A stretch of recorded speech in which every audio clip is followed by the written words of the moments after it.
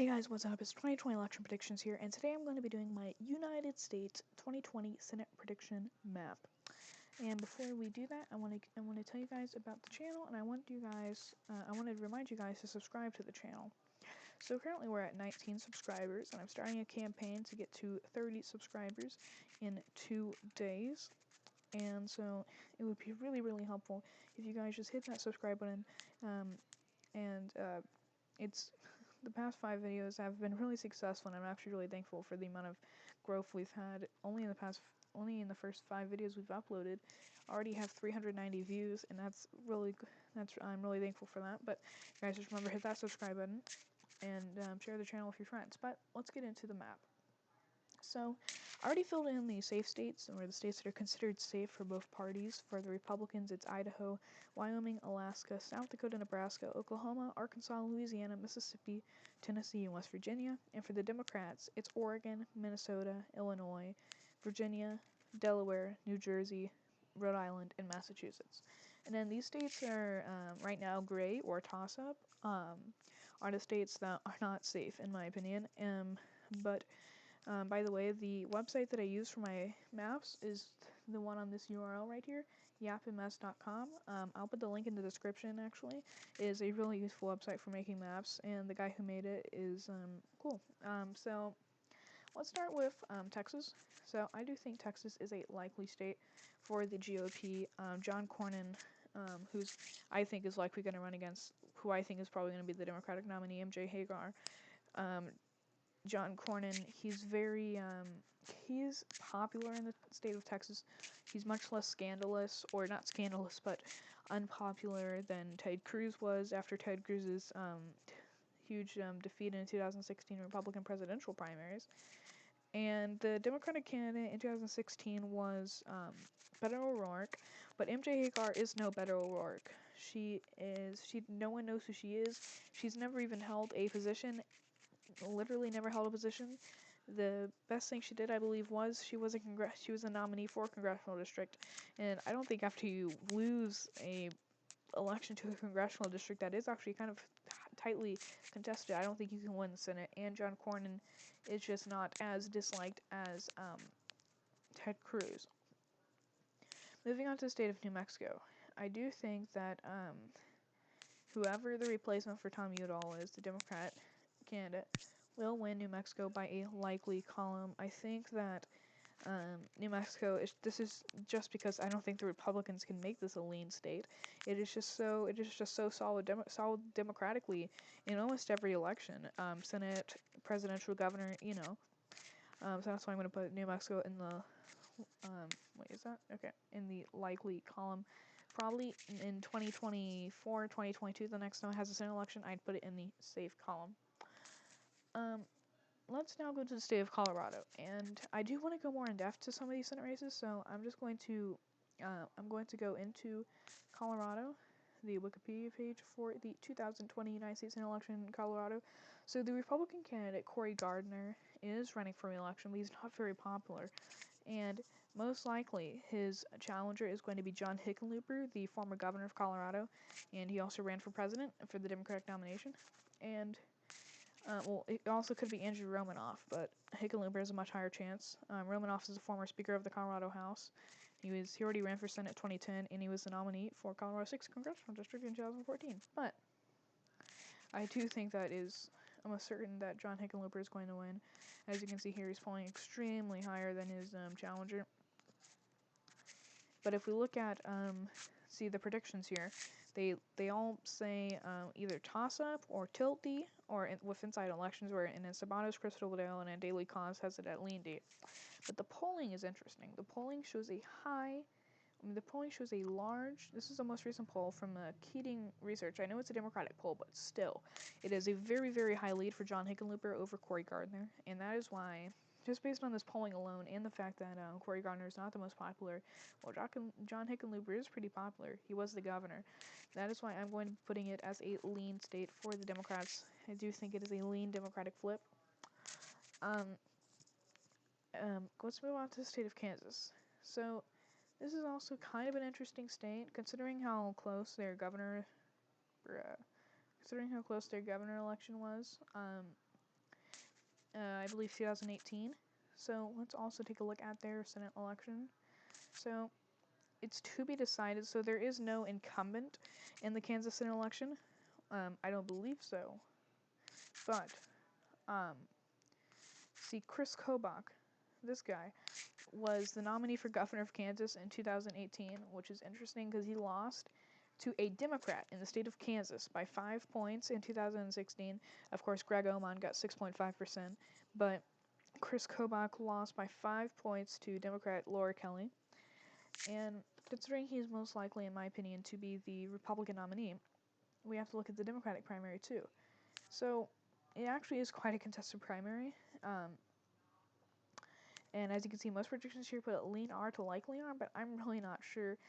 I'd probably put it at till R or lean Republican, just considering how Kansas has been trending Republican recently, and Chris Kobach failed to win a statewide election in Kansas in 2018. Actually, let's see if there's any polling for this. Yes, so as you can see, there has been the most recent polls have both been Democratic polls, so they're not very reliable. If they were balanced correctly, I bet Chris Kobach would probably be in the lead. So I'm going to give it to the Republicans, again by a lean margin, state of Kansas.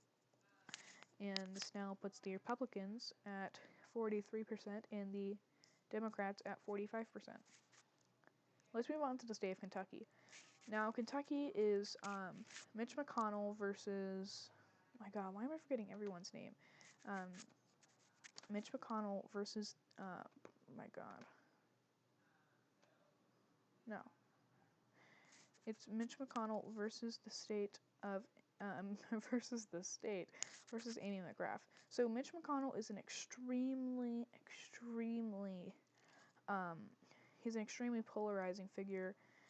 He is the Senate Majority Leader, so he's the most powerful person in the Senate. He's the leader of the Senate Republicans, but he is extremely unpopular. He's the most unpopular United States Senator nationwide, according to the Morning Consult.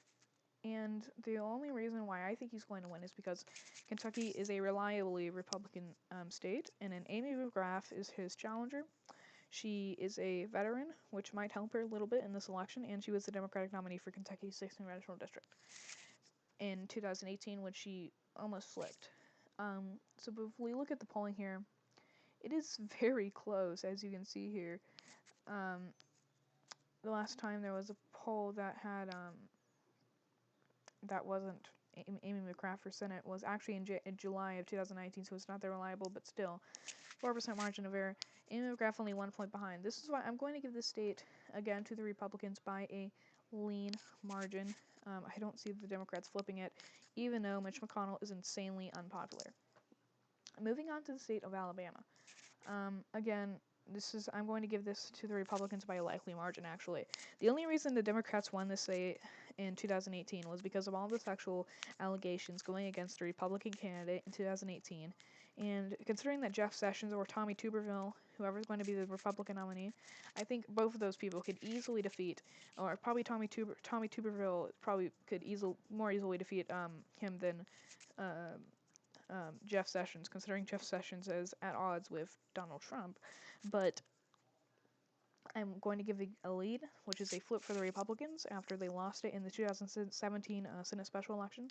It was a very close election. It was only because he was something about, I forgot what the allegations specifically were, but it was something about like something about children, sexual, I don't know. Let's move on to the state of South Carolina. So South Carolina incumbent Senator Lindsey Graham, go ahead and look at this. So the incumbent Senator Lindsey Graham is trying to run for re-election. So Lindsey Graham trying to run for re-election, and he does actually face a sort of strong opponent. So, of course, Daniel. I didn't know he was actually nominated. I thought Jamie Harrison was. I'm stupid. Oh no, I'm on the wrong Wikipedia page. But anyways, in South Carolina, there it is. Lindsey Graham is facing Jimmy Harrison. And of course, Lindsey Graham's going to win his Republican primary. But in the This is interesting because it's South Carolina, a very reliable Republican state, and I do think that Jamie Harrison is going to take it down to a likely column just because he, it's because people seem to like him and he has a huge ad campaign. So I do think that Jamie Harrison will win the state of South Carolina by a likely column. Let's go on to the state of New Hampshire. New Hampshire, I see it as a likely state for the Democrats. I just put it as safe because I don't think it's going to be like a safe margin considering it's New Hampshire.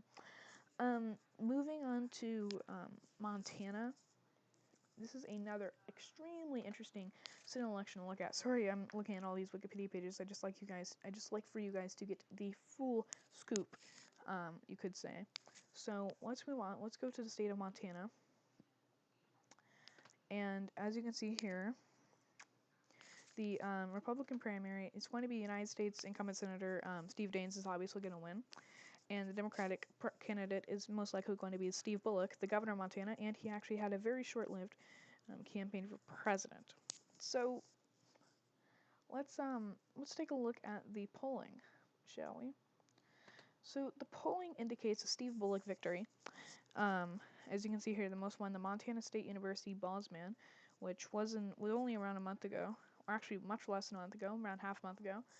Showed Steve Bullock leading by 7 points, but with a high number of undecided voters, 15% undecided voters. All these predictions show it as a lean Republican, but I do feel in my heart that Steve Bullock is going to carry the state of Montana. It's just the polling, it shows, it's just if the election was held today, I believe Steve Bullock would win, but I think it would be a tilt for either party. Yeah, so that's what I think is going to happen there. It's going to be extremely close, though. And you have to remember, Steve Bullock has already won a statewide race as a Democrat in the state of Montana, where Montana is usually reliably a Republican state in presidential elections, at least, and sometimes in governorship and senatorial elections. But he was also a very popular governor. That's why I'm going to give it to the Democrats by a tilt margin. Only by a tilt margin. Now let's go on to the state of Arizona. Again, very interesting Senate election in Arizona.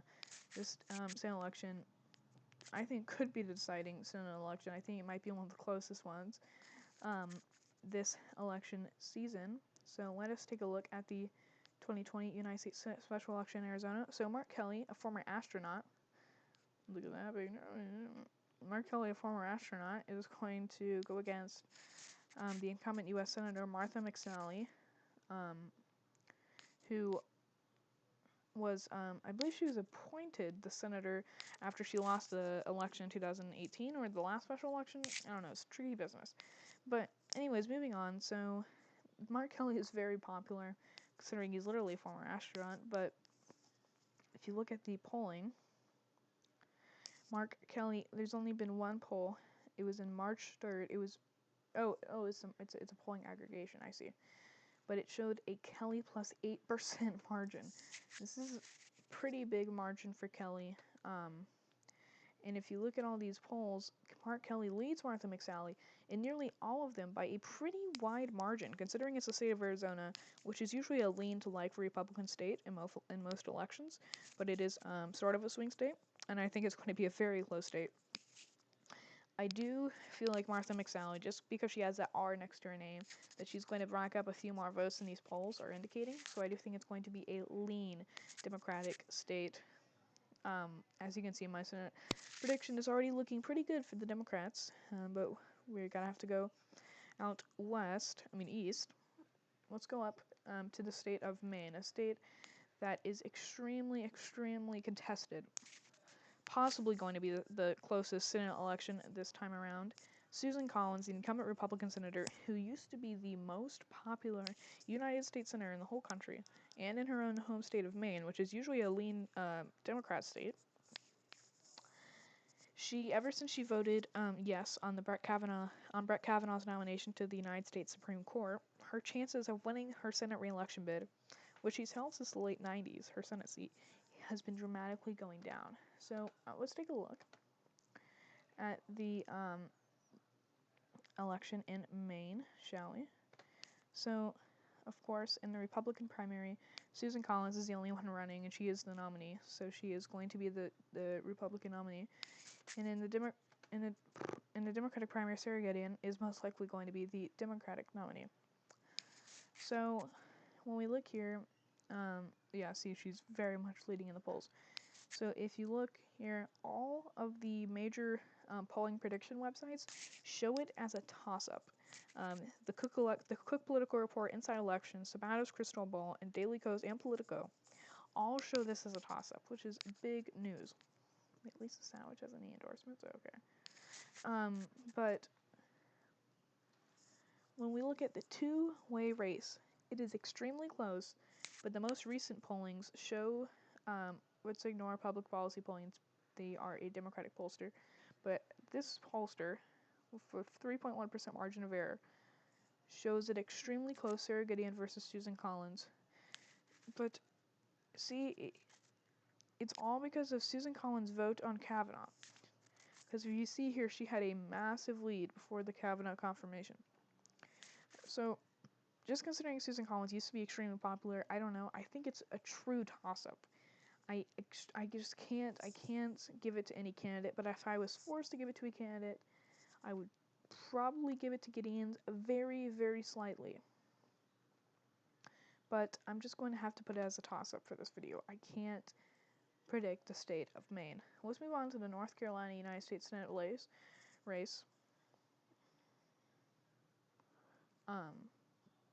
Where is that sucker? North Carolina, the 2020, again, this is going to also a very close Senate race between Tom Tillis and Cal Cunningham. As you can see here, Cal Cunningham was the North Carolina state senator, and Tom Tillis, he's also a veteran, and Tom Tillis has been the senator there since 2015, so he's the freshman senator, I believe. But if we look at the polling, let's see what endorsements. This is a very one. So Cal Cunningham has some important endorsements from many senators, some ambassadors and whatnot. Tim Kaine, that's a big endorsement. And then, dang, that's a lot of endorsements. Are we in that? Okay. So, if you look at the polling here, Tillis versus Cunningham, you can see that Cal Cunningham has a lead over Tillis. If we look at the polling aggregation, he has a 0.3% lead over Tom Tillis. This is going to be an extremely close election, and again, I'm going to have to say this is a true toss-up. I cannot predict this state. Let's move on to the state of Georgia. Let's first do the special election, shall we? Where is Georgia? Why am I going up? Okay. Where is Georgia? Okay, this is just cringe. Where is Georgia? Yes, let's go on to the normal Senate election in Georgia, where David Perdue is trying to run for re-election against a to-be-decided Democratic nominee, even though the Democratic nominee is most likely going to be John Ossoff or Teresa Tomlinson. So it's going to be one of these people. And if we look at the polling, it's extremely close, but I do think John Ossoff is going to pull it off. Most people predict it as a likely Republican, which I am going to predict it as a likely Republican state. I don't see John Ossoff pulling this between under 6%. He's just not a strong candidate. So I'm going to give the state of Georgia as a likely state for the Republicans. Let's move on to the special election. Oh. Yeah. So, as you can see here, the Republican candidate is there is no official Republican candidate, but it's either going to be Kerry Loeffler or David Douglas Allens. And but I think it's going to be Doug Collins.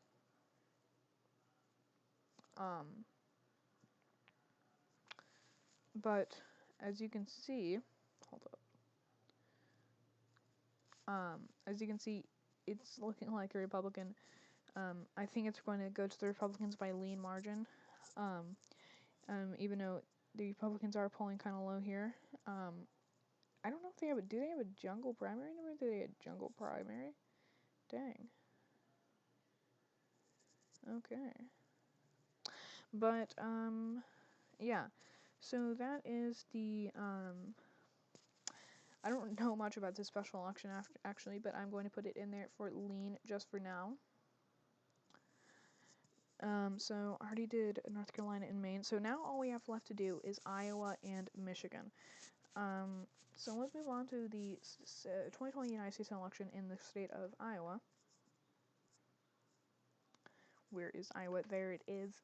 So Joni Ernst, the woman who represents Iowa in the United States Senate, a member of the Republican Party, won her primary, and in the Democratic primary, it's contested, but Theresa Greenfield is leading in the polling. And if we look at the polling with Theresa Greenfield and then with Eddie Mauro, but even though he's probably not going to be the nominee, or he does have a chance, I guess you could say, Theresa Greenfield, it looks very close, but just considering it's the state of Iowa, and Trump, I believe, is going to win Iowa, and after he won Iowa by 9 points in 2016, and Joni Ernst really isn't unpopular, I'm probably going to give it to him, and especially when a Democratic pollster shows you behind, like, that's not good. That's not good, dude. So, the most recent poll by Democratic pollster, Public Policy Polling, or PPP, shows him behind, so I'm going to give it to Joni Ernst by a lean margin for now. It might move up to a likely margin depending on what happens. Now, the state of Michigan. This is another highly contested Senate election between Gary Peters, I believe, and where is the state of Michigan? It's all lean D, but Michigan, as you can see here, Gary Peters has already been selected as the Democratic nominee, and in the Republican primary, it's going to be John James, who's a businessman, an Iraq War veteran, and the nominee for Senate in 2018, where he lost to Debbie Stabenow, who's popular, 52-45. So that's not a good sign for John James, but when we look at the polling here, it shows a Peters plus 7-point advantage, and all the polling shows Peters up. There are lots of people who think that John James can pull it off, but the polling, I know you don't trust polling all the time, but look, this is a quote-unquote hyper-partisan pollster, and it shows Gary Peters up. So I think for now, I'm going to give it to the Democrats by a lean margin, just to be safe. But in North Carolina and Maine, it's I believe those are both pure toss-ups at this point. So that's that's the video. So just guys, remember to subscribe. Remember to subscribe. Like the video, turn on notifications, and comment what I should do next, and share the video with your friends. And that's it. Hope you guys have a great day.